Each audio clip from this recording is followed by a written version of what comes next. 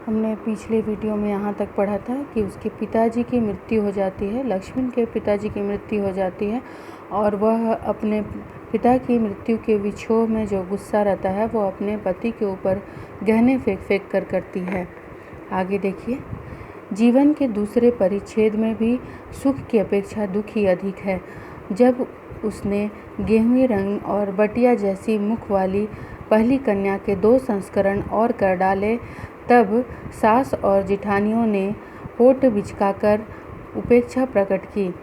उचित भी था, क्योंकि सास 3-3 कमाऊ वीरों की विधात्री बनकर मचिया के ऊपर विराजमान पुरखिन के पद पर अभिषिक्त हो चुकी थी और दोनों जिठानियाँ काक भुसुंडी जैसे काले लालों की क्रमबद्ध सृष्टि करके इस पद के लिए उम्मीदवार थी। छोटी बहू के लीक छोड़कर चलने के कारण उसे दंड मिलना आवश्यक हो गया। लेखिका बताती हैं कि उसके जीवन का जो दूसरा परिच्छेद था, जो ससुराल में वह समय बिता रही थी, वो भी कुछ बहुत अच्छा नहीं था। मैके का सुख तो पिताजी के ख़त्म होते ही ख़त्म हो चला और ससुराल में भी अधिक सुखी न रह सकी। क्योंकि जब उसने गेहुए रंग और बटिया मुँह जैसे मुख वाली, अर्थात देखने में बहुत सुंदर नहीं थी और रंग भी बहुत कम था, ऐसे 2 बेटियों को और जन्म दे दिया, अर्थात 3 बच्चे हो गए उसे और तीनों बेटियां थी। एक पहली बेटी थी और उसके बाद 2 और बच्चे हो जाते हैं।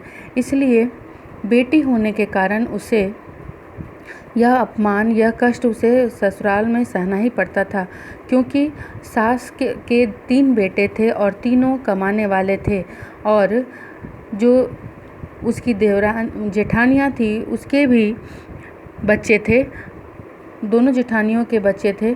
और लेखिका ने यहाँ पर वर्णन किया है कि दोनों जेठानियाँ काक भुसुंडी जैसे काले लालों की क्रमबद्ध सृष्टि करके, अर्थात इन दोनों जेठानियों को भी बच्चे थे, लेकिन लड़के थे, पुत्र थे।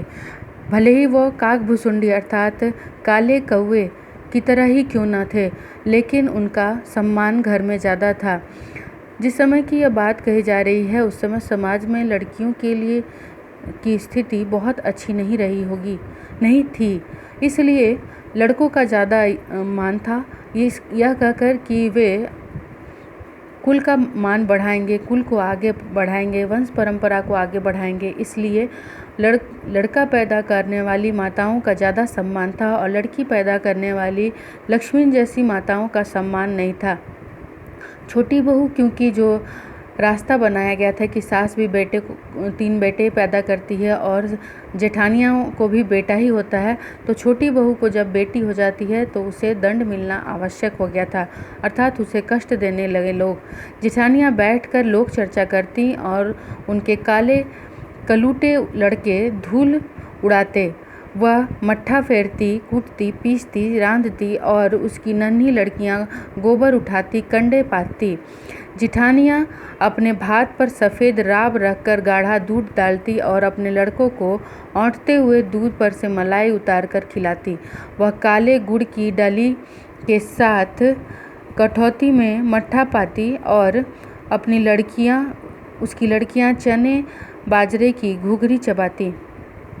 देखिए, बेटी होने की वजह से उसे घर में कैसा अपमान सहना पड़ता था कि लड़के बहुत सुंदर नहीं थे देखने में, लेकिन काले कलूटे थे, लेकिन फिर भी लड़का होने की वजह से उनका कैसा मान था कि वे जेठानियाँ बैठकर बातें किया करती और पूरे घर का काम लक्ष्मी ही किया करती थी। वह घर में मट्ठा बनाती, कूटती, पीसती, क्योंकि उस समय में इतना आसानी से सब कुछ उपलब्ध नहीं हो जाता था। गेहूँ तो उपज होती थी, लेकिन उसे फिर घर में जांते में ही पीसना पड़ता था। जितना खाने के लिए आवश्यक है उसे घर में ही पीसो, बनाओ और सबको खिलाओ। उस समय में ये मशीन, चक्की, इन सब चीज़ों की भी सुविधा नहीं रही होगी, इसलिए ये सारा काम वो खुद ही करती थी और उसकी नन्ही बच्चियाँ उसका हाथ बटाती, कभी वे गोबर हटाती तो कभी कंडे थापती। आप लोगों ने देखा होगा ठंड के दिनों में जिसे जलाकर हम अपनी ठंड को अपने आप को ठंड से बचाते हैं, वो गोबर के बने हुए उपले और कंडे बनाती।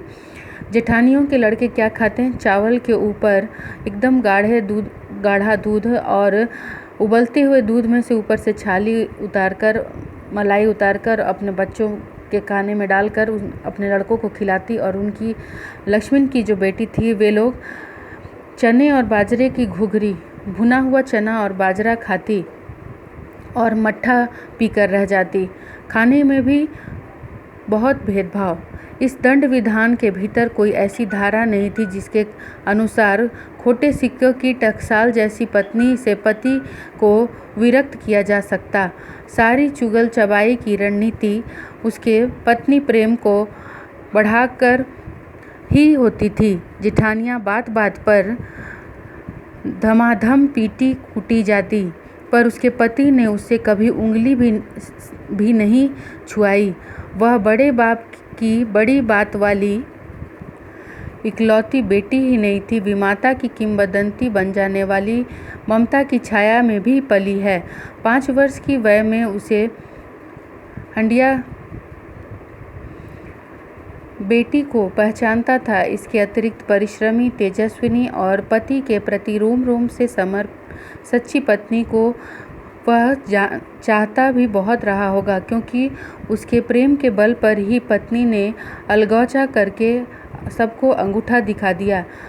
काम वही करती थी, इसलिए गाय, भैंस, खेत खलिहान, अमराई के पेड़ आदि के संबंध में उसी का ज्ञान बहुत चढ़ा बढ़ा था।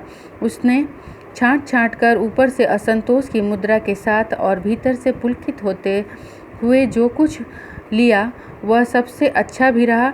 साथ ही परिश्रमी दंपति ने निरंतर प्रयास से उसका सोना बन जाना भी स्वाभाविक हो गया।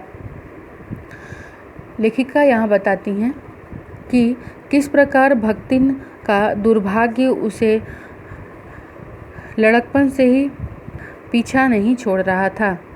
यहाँ देखिए क्या बता रही हैं लेखिका यहाँ बताती हैं कि भले ही उसने पुत्र को जन्म न दिया हो, लेकिन खोटा सिक्का रही हो, लेकिन उसके पति ने कभी उसके साथ गलत व्यवहार नहीं किया। लाख लोग उसकी चुगली करते थे, उसके बारे में गलत बातें उसके पति के कानों में भरते थे, लेकिन पति के कानों पर जूं तक नहीं रेंगती थी। उसने अपनी पत्नी को कभी हाथ से छुआ तक नहीं।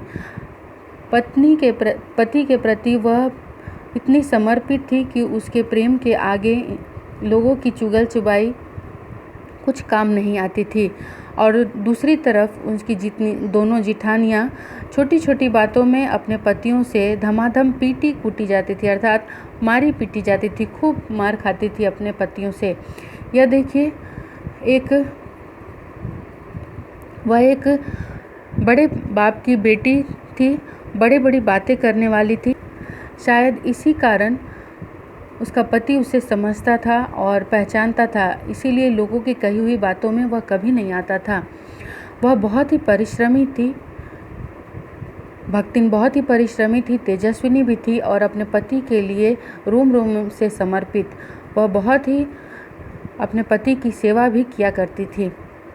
इसी प्रेम के बलबूते पर, अपने पति के प्रति जो उसका प्रेम था उसके बलबूते पर उसने पूरे परिवार से 3 जेठानियाँ थीं और 3 भाई थे ये लोग, इसलिए वो अलग होने का फ़ैसला करती है कि अब वह अलग से रहेगी, अब साथ में नहीं रह पाएगी, क्योंकि सारा काम उसे ही करना पड़ता था। उसने जब अलग होने का फ़ैसला लिया तो चुन कर उसने अच्छी चीज़ें ले ली। ऊपर से तो यह जताया कि वह इससे खुश नहीं है, उससे जो कुछ भी लेना पड़ रहा है वह खराब चीज़ें ही लेनी पड़ रही है। छाँट कर, हालांकि उसने छाँट कर अच्छी चीज़ें ली, लेकिन इसके बारे में भी सिर्फ भक्तिन को ही पता था कि कौन सी चीज़ें अच्छी हैं, कौन सी नहीं, अर्थात कौन से गाय अच्छे हैं, कौन सी ज़मीन अच्छी है, किस जगह की ज़मीन को लेने से उपज ज़्यादा होगी, ये सिर्फ भक्तिन और उसका पति ही जानता था, क्योंकि बाकी लोगों का काम में कोई हाथ नहीं था। इसलिए ऊपर से तो जताया कि वो बहुत ख़राब चीज़ें उसे मिल रही है, वो खुश नहीं है, लेकिन सबसे अच्छी चीज़ें उसने ली, खेत से लेकर गाय भैंस ये सब कुछ। आम के पेड़ की अमराई अर्थात जहाँ आम के पेड़ लगे हुए वो सब कुछ छाँट कर लिया। और उसके बाद दोनों पति पत्नी ने प्रयास करके उसे सोना बना लिया, उसे और बढ़ा लिया, अपने धन संपत्ति को और बढ़ा लिया। धूमधाम से बड़ी लड़की का विवाह करने के उपरांत पति ने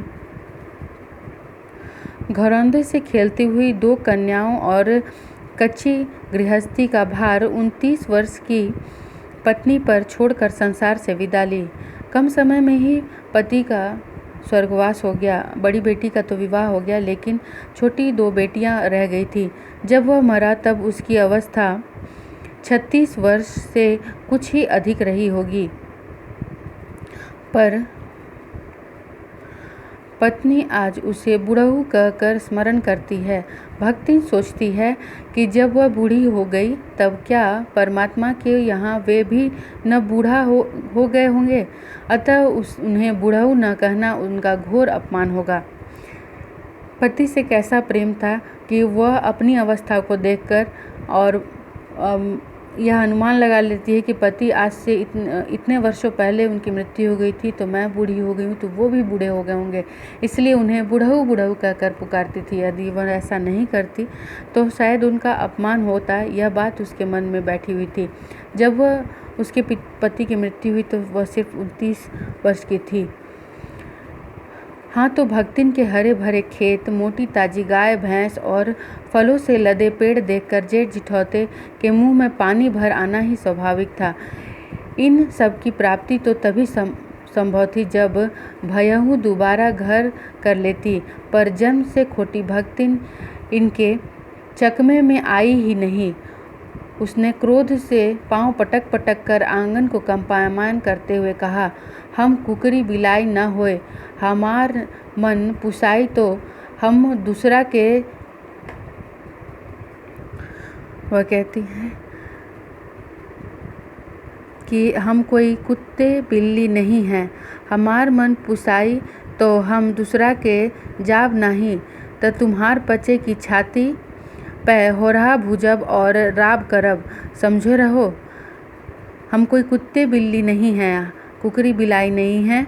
अगर मेरा मन नहीं माना और पोसाई नहीं पड़ा और तुम लोग इसी तरह लोग मुझे सताते रहें तो हम दूसरे जगह कहीं नहीं जाएंगे। सब चाहते थे कि लक्ष्मी उस जगह को छोड़कर चली जाए, घर छोड़कर चली जाए, क्योंकि उसके पति की मृत्यु हो गई है, तो अब जो कुछ भी होगा वो हमारा हो जाएगा। यह सोचकर सब चाहते थे कि वह दूसरी शादी कर ले और कहीं और चली जाए, लेकिन वह घर में पांव पटक पटक कर क्रोध से पूरे घर को कंपायमान करती हुई तेज चिल्लाहट के साथ बोलती है कि हम कोई कुत्ते बिलाई नहीं हैं कि किसी के साथ भी चले जाएंगे। यदि मेरा पुसाई नहीं पड़ेगा तो हम दूसरे के घर नहीं जाएंगे, तुम्हारी ही छाती पर बैठकर होरहा भूजेंगे, अर्थात भूंजा भूजेंगे। मकई के दाने को होरहा कहा जाता है, भूजेंगे, यहीं पर रहेंगे, रौब से रहेंगे। इस बात को तुम लोग समझ लो। आप लोगों ने एक मुहावरा सुना होगा, छाती में पर मूंग दलना, अर्थात परेशान करना। यदि मुझे यहाँ नहीं रहने दिया जाएगा तो मैं जमकर ज़बरदस्ती यहीं रहूँगी और तुम लोगों को परेशान करूँगी। यह बात तुम लोग जितनी जल्दी समझ जाओ उतना अच्छा है। उसने ससुर, अजिया ससुर और जाने कै पीढ़ियों के ससुरगणों की उपार्जित जगह जमीन में से सुई की नोक बराबर भी देने की उदारता नहीं दिखाई। आप लोग गांव में होने वाले इस बात को अच्छी तरह जानते होंगे कि यदि घर में पुरुष व्यक्ति की मृत्यु हो जाती है, अगर महिला रह जाती है, तो गांव में जितने भी, जिसे आप गोतिया कहते हैं, जिसे जो गांव के बाकी लोग होते हैं, जैसे चचेरे फुफेरे लोग होते हैं, वे चाहते हैं कि उनकी ज़मीन और धन संपत्ति पर अपना वर्चस्व बना लिया जाए, उसे अधिकार में कर लिया जाए। वही लोग वैसा ही करना चाहते थे भक्तिन के साथ, उसके घर के लोग, कि वह अपनी जितनी भी धन संपत्ति है उसे छोड़कर कहीं चली जाए, लेकिन वह कहीं जाती नहीं है। उसने अपने ससुर, अजिया ससुर और कई पीढ़ियों से जो ज़मीन लोगों ने उपार्जित किए थे, उसमें से सुई की नोक बराबर भी किसी को देने की उदारता नहीं दिखाई। इसके अतिरिक्त गुरु के से कान फुकवा, कंठी बांध और पति के नाम पर घी से चिकने केसों को समर्पित कर उसने कभी न टलने की घोषणा कर दी। ये गांव में कुछ इस तरह का व्यवहार किया जाता होगा कि पति के न रहने पर उसने गुरु मंत्र ले लिया और कंठी माला धारण कर ली और घी लगवाकर अपने बाल मुड़वा दिए पति के नाम पर कि अब मैं इसी प्रकार रहूँगी। भविष्य में भी संपत्ति सुरक्षित रखने के लिए उसने छोटी लड़कियों के हाथ पीले कर उन्हें ससुराल पहुंचाया और पति के चुने हुए बड़े दामाद को घर जमाई बनाकर रखा। इस प्रकार उसके जीवन का तीसरा परिच्छेद आरंभ हुआ। अभी भी यह जो निर्णय उसने लिया कि पति द्वारा चुना गया दामाद घर जमाई बनेगा, आप इस बात से समझ सकते हैं कि वह अपने पति से कितना प्रेम करती होगी कि छोटी बेटियों का विवाह कर उन्हें ससुराल भेज दिया, लेकिन बड़ी बेटी और दामाद को घर ले आई घर जमाई बनाने के लिए और अपने धन संपत्ति की रक्षा करने के लिए। यह भी हो सकता है कि छोटी बेटियां काफ़ी छोटी रही होंगी, बड़ी बेटी ज़्यादा समझदार रही होगी, इसकी वजह से वह ले आती है। यदि घर में कोई पुरुष न रहे तो लोग उस ज़्यादती करने लगते हैं, इसलिए वह अपने दामाद को घर जमाई बनाकर ले आती है। इसके बाद उसके जीवन का तीसरा परिच्छेद शुरू होता है।